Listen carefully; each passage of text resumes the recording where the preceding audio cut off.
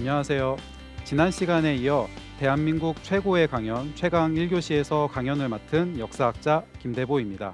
지난 강연에서는 프랑스 혁명의 배경과 과정 그리고 의미를 살펴보았습니다. 이번 강연에서는 나폴레옹 이야기입니다. 우리는 대개 나폴레옹의 한 면만을 알고 있지만 사실 나폴레옹은 다양한 면을 갖고 있는 역사적 인물입니다. 그래서 나폴레옹을 입체적으로 이해하는 시간을 마련했습니다. 오늘 강연 주제는 나폴레옹입니다.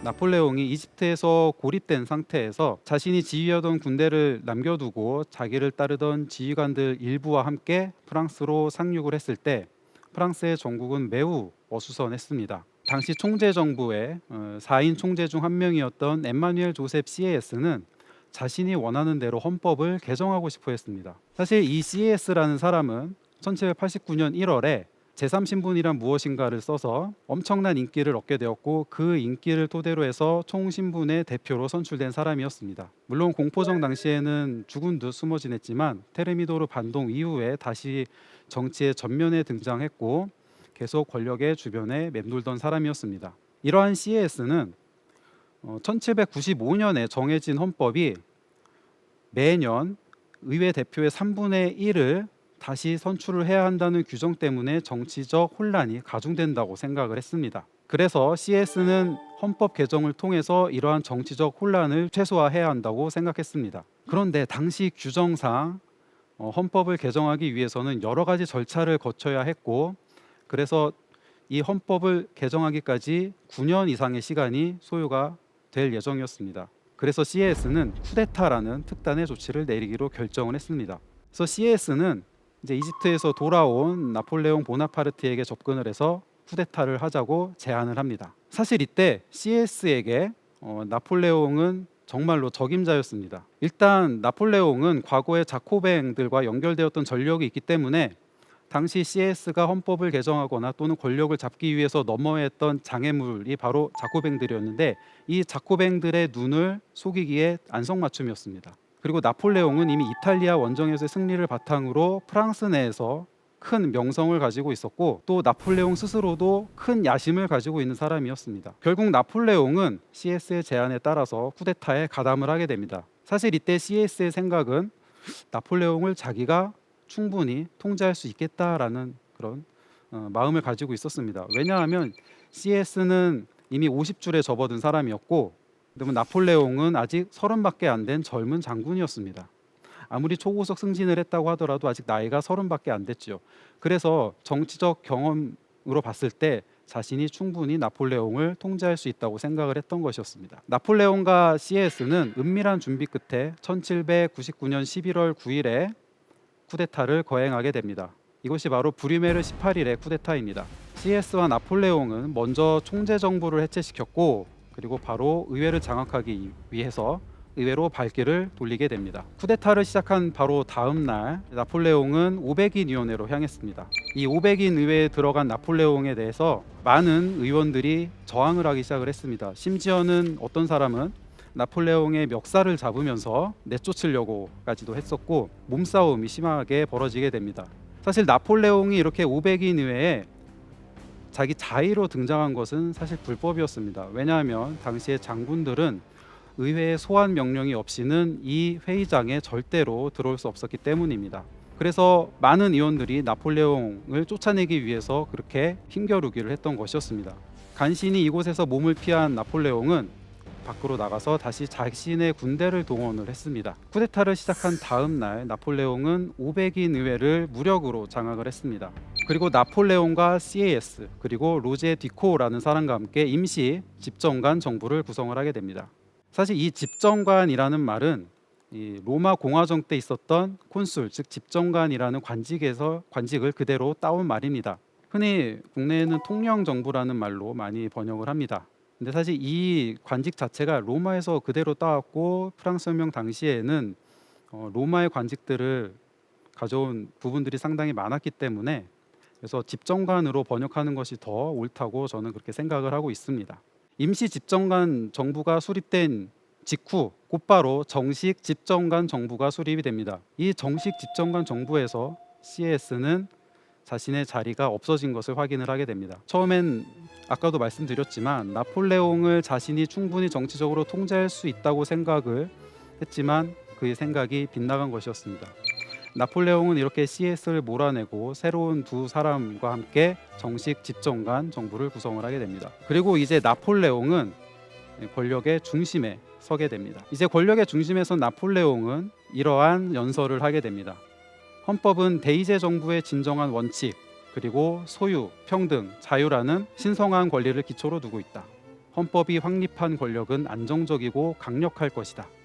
혁명은 혁명을 촉발시킨 원칙 위에 확립되었다. 이제 혁명은 끝났다. 혁명이라는 격변의 시대 이후 계속되는 정치적 불안정에 시달리고 있던 프랑스인들에게는 혁명이 끝났고 곧 안정된 사회가 돌아올 것이라는 이런 선언은 그들에겐 희망과도 같았습니다. 즉 안정된 사회를 바라던 프랑스인들의 바람이 곧 현실화될 거라는 그런 기대에 들뜨게 됐죠. 실제로 당시에 많은 프랑스인들은 그렇게 정치에 피로를 느끼고 있던 상태였습니다. 그러나 현실에서 나폴레옹은 계속해서 자기의 개인 권력을 강화해 나갑니다. 3인 집정관 중에서 자기 스스로 제1집정관이 되면서 다른 두 집정관들에 비해 훨씬 더 큰 권력을 가지게 됩니다. 또한 국민투표를 통해서 자기 스스로 종신 집정관 자리에 오르게 되고 곧이어 똑같이 국민투표를 통해서 황제의 자리에 오르게 됩니다. 이 모든 국민투표 과정에서 나폴레옹은 거의 몰표를 얻게 됩니다. 하지만 이 투표 결과는 조작된 것이었습니다. 군대를 동원을 해서 투표수를 늘린다거나 또는 시골 마을에 가서 찬성이 몇 표, 반대가 몇 표 이런 식으로 나와 있는 결과에 그냥 이 마을은 전체적으로 찬성에 많은 표를 던졌으니까 그냥 찬성, 뭉뚱그려서 모두 찬성으로 하자 이런 식으로 많이 조작을 했습니다. 근데 사실 조작을 하지 않았더라도 나폴레옹이 종신 집정관이 되고 또 황제의 자리에 오르는 데는 큰 문제는 없었습니다. 다만 나폴레옹은 이런 조작을 통해서 정치적으로 유럽 세계에 무엇인가를 전달하고 싶어 했습니다. 바로 유럽의 여러 군주들한테 자신은 황제가 된 것이 프랑스의 절대 다수 국민들의 지지를 얻어서 된 것이라는 정당성을 보여주려고 한 것이었죠. 당시에 많은 유럽 군주들은 그저 왕실에서 태어났다는 이유만으로 왕이 됐는데 자신은 그런 것이 아니라 프랑스 자신이 통치하는 국가의 국민들로부터 지지를 받았다는 점을 만천하에 드러내면서 다른 유럽의 군주들한테 과시를 하고 싶었던 것이었습니다. 이렇게 황제가 된 나폴레옹은 교황이 출석한 그 자리에서 대관식을 거행을 합니다. 사실 이 대관식 자체도 나폴레옹이 계획한 일종의 쇼와 같았습니다. 이 대관식 자리에서 나폴레옹은 자신이 직접 왕관을 들어서 자기 머리에 썼고 또 황후였던 조제핀의 머리에도 왕관을 직접 씌워줍니다. 이 그림에 보시면 나폴레옹의 뒤에 바로 교황이 앉아 있습니다. 하지만 이 교황의 출석은 당시 이런 대관식 장면에서 큰 의미를 가지고 있습니다. 사실 유럽 세계에서 교황이 한 군주의 대관식에 참석하는 것은 엄청나게 이례적인 일이었습니다. 거의 유럽 대부분 국가의 역사를 통틀어봐도 정말 손에 꼽힐 정도로 엄청 이례적인 사건이었습니다. 심지어 신성 로마 제국의 황제도 교황의 축성을 받기 위해서 교황을 부르는 것이 아니라 직접 로마로 가야 했습니다. 그런데 나폴레옹은 이 대관식 자리에 교황을 부른 것이었습니다.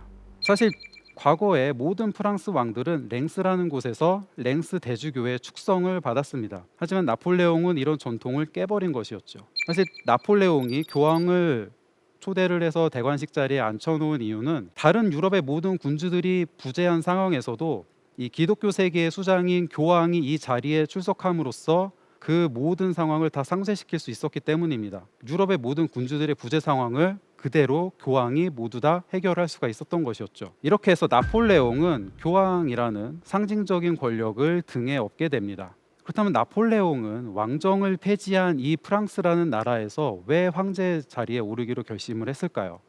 사실 나폴레옹은 계속해서 자기의 권력을 강화하고 싶어 했습니다. 그리고 자신이 만든 체제가 자기가 죽은 뒤에도 계속해서 유지되기를 바랬죠. 그러나 프랑스는 1793년 1월 21일에 루이 16세를 처형했습니다.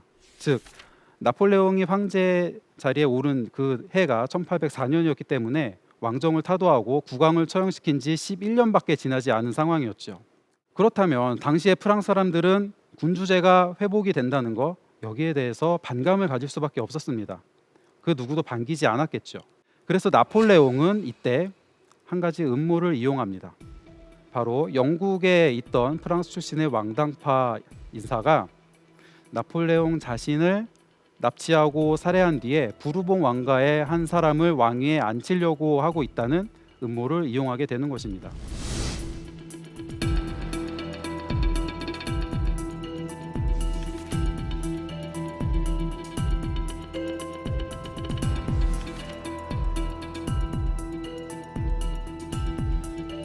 그리고 여기에 영국이 개입을 했다고 선전을 함으로써 프랑스인들한테는 자신이 과거의 그런 부르봉 왕과와 같은 군주제를 회복시키지 않을 거라는 메시지를 던지게 됩니다.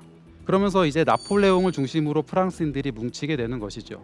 영국이 이 프랑스의 지도자를 없애려고 하고 있다. 그러니 우리는 저항을 해야 한다. 이런 메시지를 받게 된 것입니다. 그렇게 해서 나폴레옹은 이제 황제 자리에 등극할 수 있게 된 것입니다.